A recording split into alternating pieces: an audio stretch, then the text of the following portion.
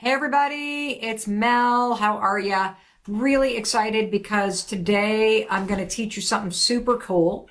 You're going to learn about a filter in your brain called the Reticular Activating System. The Reticular Activating System. I call it the RAS for short.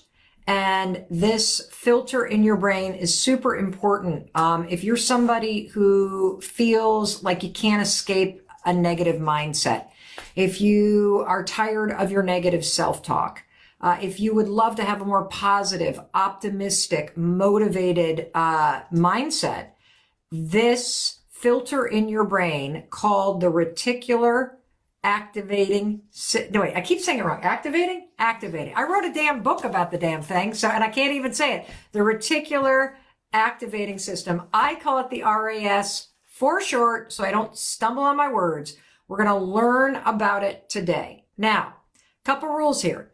If this video is helpful to you, freaking share it with people you love. That's number one.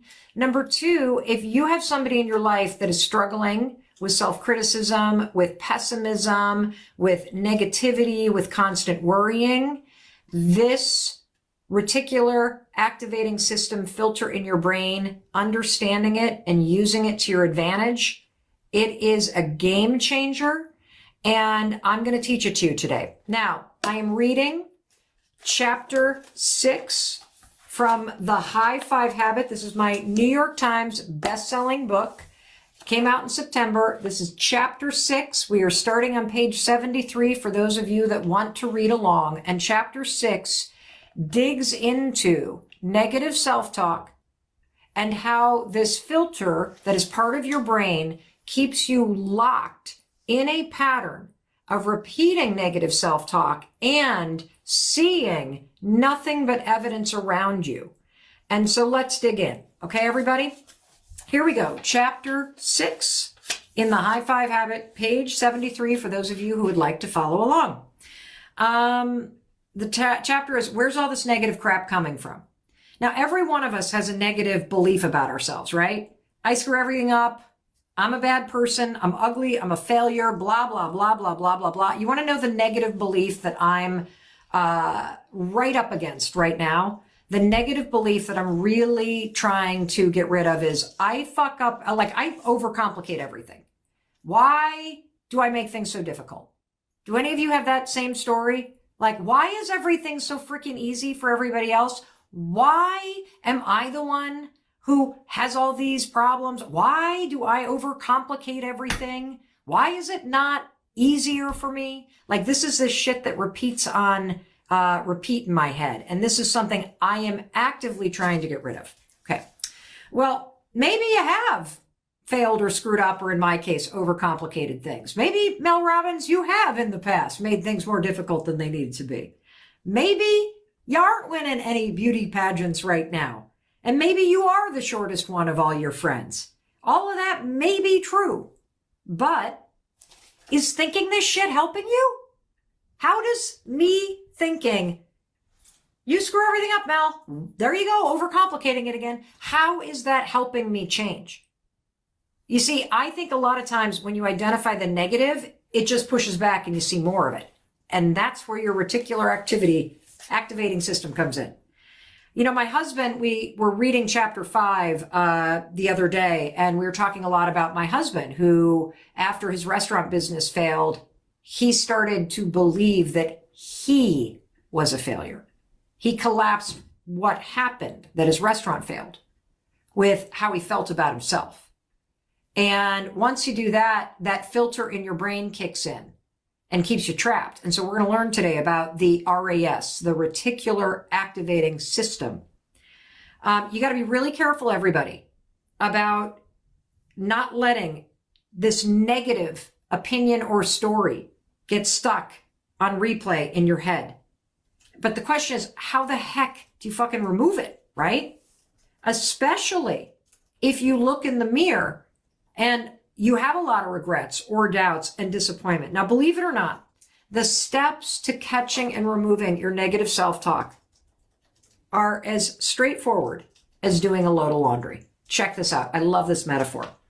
Now, I can't tell you how many times, everybody, I have opened up the dryer and put in a load and thought, oh my God, again? The lint screen is clogged? Am I the only one in this house who knows how to take my forefinger and my thumb and peel the lint off the screen and put it in the garbage can? Anybody else feel this way about their family? Like, am I the only one that cleans the lint screen around here?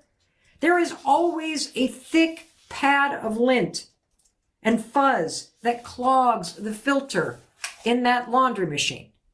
Now, the other day, I had an epiphany while I was doing laundry. Just like that dryer filter, you and me, we got all kinds of crap inside us that is built up over time. Those negative thoughts that you got, it's like fuzzy residue from your life. It's the residue that's been accumulating. People's opinions, negative self-talk, rejection, disappointment, heartbreak, discrimination, trauma, guilt, self-doubt. These experiences that you have felt, that you have faced, that you have survived in your life, these experiences are literally creating mental lint. And these experiences from your past are clogging your mind, and they are blocking you from being able to tap into the confidence and the courage and the wisdom and the action that you need to change your life. Now, I just talked about the filter in a dryer and how it collects lint, and there's a lot more to this example, everybody, than just a cute metaphor. In your brain, there's a filter, and it's called the Reticular Activating System. Or I like to call it the RAS for short. Now, I call it a filter because negative experiences from your past tend to get stuck in this RAS, this filter. But technically, the Reticular Activating System is a live network of neurons that sit almost like a hairnet over your brain. And when your RAS, which is a filter, gets clogged with thoughts, beliefs, and experiences from your past, your brain stays stuck in the past too. That's why you keep repeating the same mistakes, thinking the same negative thoughts, and living in this echo chamber of your mind. Now, all the tools in the High Five Habit are basically teaching you how to take your thumb and your forefinger and clear away all of that crap that is built up over time so that the filter in your mind can be clear, and so that new experiences and new beliefs can start to flow more freely through it. Kind of cool, right? That's also why I want you to practice the tools that I teach you every single day. Because just like a dryer, every time you spin a load of laundry, it creates fuzz and lint. That filter always needs to be cleared so that the hot air can flow freely through the dryer. You also are always going to need to be clearing away the crap that gets stuck in the filter of your brain so that new thoughts, new idea, inspiration, motivation, confidence, all that shit can flow freely through you instead of you feeling stuck and weighed down by all the stuff that has happened. So some experts call the RAS the bouncer for your mind, or the gatekeeper. Your RAS has a huge job. It decides, or filters is the word we're using, what information gets into your conscious mind and what information stays out. Now check this out. Every single day, your RAS, the bouncer in your brain, this hairnet over your brain, it's got to police 34 gigabytes of data. That's 3 years worth of crap that's on your phone in 24 hours, everybody. I want you to embrace something. This RAS, this filter in your mind that is jammed with all this crap from your past, it has an enormous job and it needs your help. Your RAS blocks 99% of what's around you from reaching your mind, because if it didn't, your head would basically explode. You just can't process that amount of stuff. There are only 4 things that get through this RAS in your mind. Only 4 things. Number 1, the sound of your name being called. How many of you have ever been in a crowded place and you hear your name being called? You immediately turn around, don't you? Did somebody just say my name? Your filter in your brain blocked out all the other shit that was going on, the conversation over there, but your sound of your name whoop, gets right through. The second thing, anything that threatens your safety. Let's say you're at a concert and all of a sudden there's a big boom. What do? You like duck a little bit because that sound sounds like a threat. So even though the RAS is jammed with all kinds of crap, it lets in a threat. Another thing, signals that your partner is interested in having sex with you. That always gets in. And then the final thing, and this is where all your power is going to come from. You ready? The RAS will let in anything to your conscious mind that your RAS believes is important to you. And this last point is everything. Because when you can get really clear about what is important to you for real, you can take the steps to train your RAS so that it's not only clear and new things that are important to you can come in, but your RAS, and this is where it gets really cool, your RAS will start to help you because your RAS will filter the world every single day and will start to point out things that are important to you, the evidence that life is working. And I want you to just let the power of that sink in for just a second. You can teach your mind to find things that you want to see, things that elevate you and support you, that make you feel happier and proud, things that lead you to your dreams. Imagine how cool that would be. Right now, your RAS believes that you want to see the same world that you saw in middle school, the world where you think you're the dumbest or the fattest or life doesn't work out or you have no friends or nothing works out for you or you overcomplicate everything or whatever the bullshit is that you're telling yourself. It's time to clean the filter, everybody. So when you know how to use it, your RAS, instead of becoming a block, it becomes a searchlight. And it sweeps the path ahead of you and it shines its light beam out there. And all of a sudden, what's going to happen when you start to clear out the filter in your brain is that you're going to start to see opportunities and synchronicities and hidden surprises that are waiting for you around every corner. And when you tell your RAS what you want to see, it works for you. That's right. Instead of your mind beating the shit out of you all day, imagine if it were working for you. But here's the catch, everybody. The RAS only does what you tell it to do. So if you allow your negative thoughts to dominate, I'm a failure, I'm a bad person, I'm not good enough, nothing works out for me, so why even bother? If that continues to be the soundtrack of your life, your RAS steps in line and it'll show you all kinds of reasons to believe that that crap is true. You will not see opportunities or synchronicities or that you're winning at anything. You're going to see all the crap that you're doing wrong. Like, let's take my husband, Chris, who I love dearly, for example. He believed for a long time, I'm a failure. For years, that's all he could see when he looked in the mirror. He had all kinds of evidence to back it up. He jumped from job to job early in his career. Then he opened a pizza restaurant and wholesale business with his best friends. Friends and family invested, and they poured their hearts and souls into that business. And after 7 years, it closed its doors. Now, those last few years, as the business was failing, they were horrible. And if you know my story or you've read the 5-second rule, how many of you have read or listened to the 5-second rule? And if you have not, it is fucking fantastic. And you need it in your life, especially the audiobook, which you can only find on Audible. There were liens on our house. There was debt, fear. I mean, unless I was too drunk to think about it, which unfortunately was very often. Chris left the business in 2014 and he was destroyed. He was a shell of himself. And at that point, 2014, I literally became the breadwinner, not by choice, but because I freaking had to if we actually wanted to avoid bankruptcy and wanted to put food on the table. And here's the thing. I was really pissed off at the time about it. But by the grace of God and also by a tremendous amount of hard work, this is exactly what I was meant to do. And I would never want to relive those years The anxiety was crushing. I could barely get out of bed.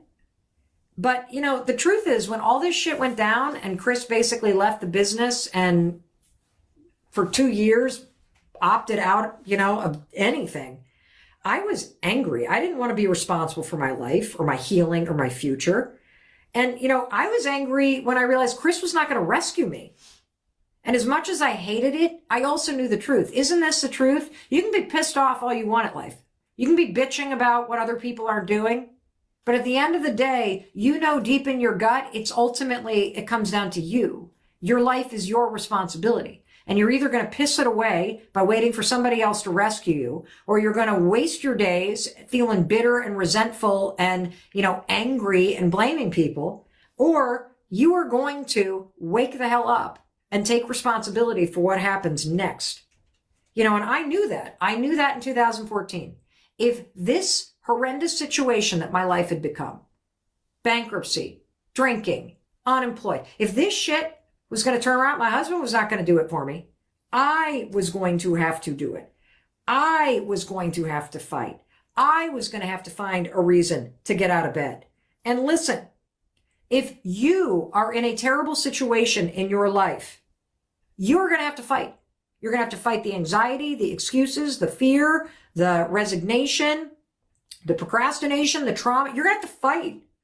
You're going to have to find a reason to get out of bed. You're going to have to find a reason to move through your day. You're going to have to find a reason to get up again tomorrow. You're going to have to find a reason to push yourself. Even if the reason is simply that that you just shouldn't waste another day laying in bed thinking about your problems. Excuse me. I get really heated when I talk about this kind of stuff. Seriously, if you're in a bad place, nobody's coming. Life is basically saying it's time to wake up and realize you're going to have to fix this. And you have it within you to fix and face whatever situation it is. And even if your only motivation is, I just don't want to feel like shit anymore. I don't want to feel miserable anymore, so I got to change something. That was me. You got to really identify what you want, even if it's I don't want this anymore. And then you got to push yourself forward. Now, the decision that changed my life is just getting out of bed. I decided that instead of laying in bed, staring at the ceiling, consumed with anxiety, and hitting the snooze button as if somehow it was going to transport me to some magical land and out of the nightmare of my life, I literally had to say, I'm not doing this anymore. I'm changing. And that's where the 5-second rule came in. Just like NASA uses 5, 4, 3, 2, 1, that countdown to lift off a rocket. I basically, 5, 4, 3, 2, 1, launched myself into action in a moment in time when I could barely get out of bed. I'm dead serious. The alarm rings. Don't stare at the ceiling. Don't get consumed with panic. Don't lay there and think about your problems. Don't grab your phone and scroll through social media. No snooze button, no phone, no rolling over and shoving your head under the pillow so you can blot out your day. 5, 4, 3, 2, 1. Kick your own ass. Seriously, get up, get going, and keep going. Now, I use this little countdown thing to launch myself out of bed. I used it to stop screaming at Chris and waiting around for him to fix it because he wasn't going to. I used it to stop drinking so much. I used it to make cold calls. I used it over and over and over and over again. And slowly, day by day, pushing myself 1 5-second decision at a time, my life started to change. And you want to know how your life changes? Your life changes because you change the small things that you're doing in your day-to-day life. It's just like running a marathon. You complete a marathon 1 step at a time, and that's how you change your life, 1 step at a time. Now, I wish I had known about the high five habit back in 2014, because I'll tell you, the 5-second rule, 5, 4, 3, 2, 1, pushed me through all that crap. but it didn't make the crap I was thinking disappear. It just made me really good at taking action in spite of it. This all would have been so much easier if I had been kinder and more encouraging to myself. So I'm really grateful for the 5-second rule. It's changed millions of people's lives, including my own, by giving me a simple tool based in science that helps you break bad habits and create new ones. And I look back personally on that period in my life, 2008 to 2014, with a completely different view than my husband, Chris. Because I look back on the painful periods of my life and I say, if I didn't have all that, there would be no success story. You see, there isn't a single success story that doesn't include a lot of failure. There'd be no 5-second rule. And I'm grateful for everything that horrible experience in my life and period in my life taught me. I'm grateful that Chris became a stay-at-home dad to our kids. I am grateful that he wanted to be around the kids as they got older, because he had always wanted to be around them when he got older because his dad wasn't around. And so he missed out on that with his own father, and he wanted to be there for our kids. And I wouldn't have been able to become as successful as I was without his help and his support. You see, my view of this chapter in our lives was that the pizza business failing is what created this wonderful new chapter in our lives. It put us in the right roles in our marriage and in our family. And I thought that this painful period of our life paved the road to an incredible success story. And honestly, I thought it was behind us. But that's not the way my husband viewed it at all. Everywhere Chris looked, all he saw was evidence that he was a complete failure. If he was picking up the kids from school, he didn't think, this is amazing that I get to spend this time with my kids and I have this kind of flexibility. He thought, look at me, I'm the only dad in the pickup line. I'm a fucking loser. If he was mowing the lawn at home, it didn't mean, this is great. I get to enjoy being outside. I have this beautiful house. I have all this flexibility. He thought, I'm a failure that I'm doing this at 2:00 in the afternoon on a Tuesday. If he was cooking dinner, I'm a failure. If he was serving as the president of the high school booster club, something that he did, which is basically a full-time job that they don't pay you for, oh, I'm a failure. The fact that our kids say all the time that they got to spend all that time with him while they were growing up is one of the greatest gifts of their childhood. Who gets that much time with their father? It doesn't change how Chris feels about himself. And when he started working again, his story stayed the same.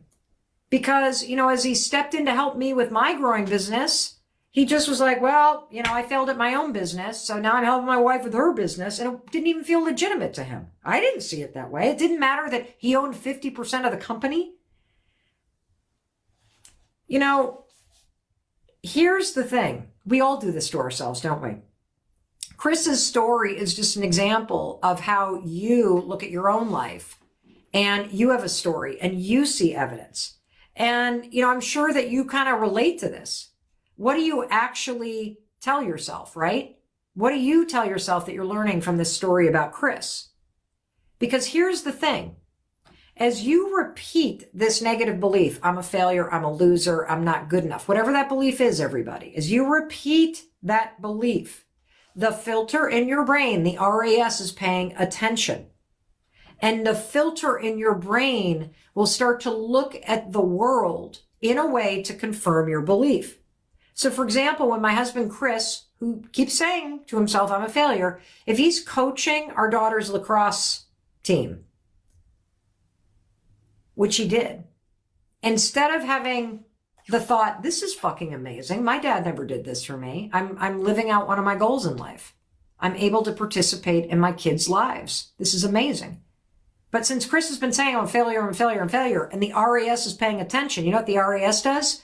It filters the world to show evidence of failure. So Chris sees a dude across the field talking on the cell phone, and instead of looking at the guy and going, oh, God, I'm so glad I'm not sitting there on a conference call at my kid's lacrosse game, not even paying attention. I get to be the coach. How freaking cool is that? Chris's filter, the RAS, is like, oh, I'm a failure. Oh, you should be on the cell phone. That dude over there is evidence that you shouldn't be coaching because you're a failure. You should be doing that. See that guy right there? That means you're a failure because you're not doing that. That's how your RAS screws you. That's how your negative belief starts to train your RAS to filter the world in a way that confirms all the negative crap that you say. Now, if I told Chris he was the best dad in the world and that I could not do what I was doing without him, I might as well just waste my breath because his mind couldn't even hear it. You have people like this in your life, no matter what you say to them, they cannot hear it. Can't do it. Here's what I want you to take away from this. Your brain is like a computer, and your brain has specific programming thanks to your negative self-talk and all the experiences in your life. And no one else can reprogram the computer in your mind. I can't change Chris's or my daughter's beliefs. I can't change yours either.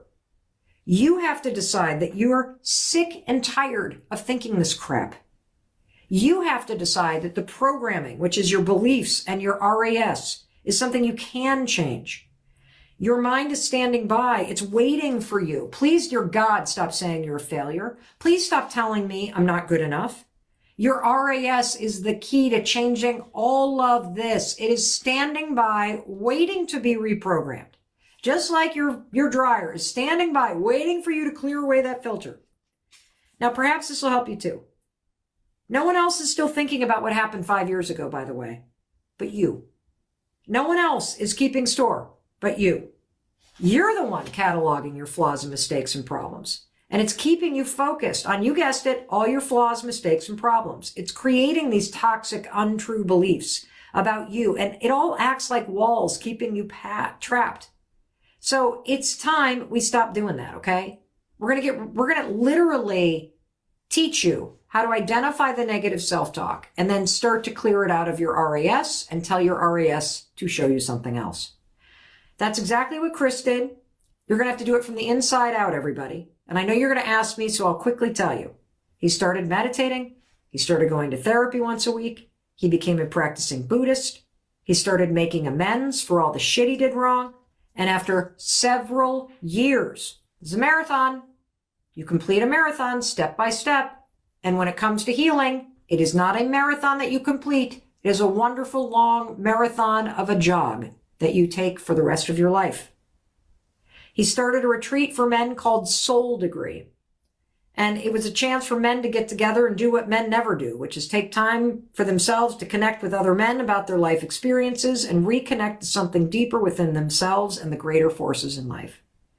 If Chris and I can identify our negative beliefs that are running our lives, and if we can clear out the RAS, the filter in our minds from this crap, and teach the filters in our minds to help us instead of continuing to hurt us, so can you. All right, we're on page 80. You're the boss of your RAS. If you're reading along is where we've stopped. If you're not on our newsletter list, we've got over 700,000 weekly readers. You are missing out. Go to melrobbins.com and get on our newsletter list. But if you cannot find the book, if you cannot afford the book is coming out in 36 languages. They're starting to roll out now. We just got Germany. It's around here somewhere in German. I don't know where it is, but it arrived yesterday. Really cool cover. I'm reading it for free because I want the material in this book to be available for everybody. So feel free. Oh, here it is. Yay. Look at it. It's in German. Isn't that cool? I'm so excited. We literally have this coming out in 36 languages. It's only been out since the end of September. Super honored and proud to share this with you. If you have anybody in your life that needs this video, share it, please. Tag them in this so they can watch it. These are all here for you for free because I want these tools and these stories and this amazing advice to get out around the world to help people. And in case nobody else tells you today, let me be the one to tell you that I love you, I believe in you and your ability to change your life for the better. And that's why I'm here. Bye. Hey, it's Mel. Thank you so much for being here. If you enjoyed that video, by God, please subscribe because I don't want you to miss a thing. Thank you so much for being here. We've got so much amazing stuff coming. Thank you so much for sending this stuff to your friends and your family. I love you. We create these videos for you. So make sure you subscribe. Mwah.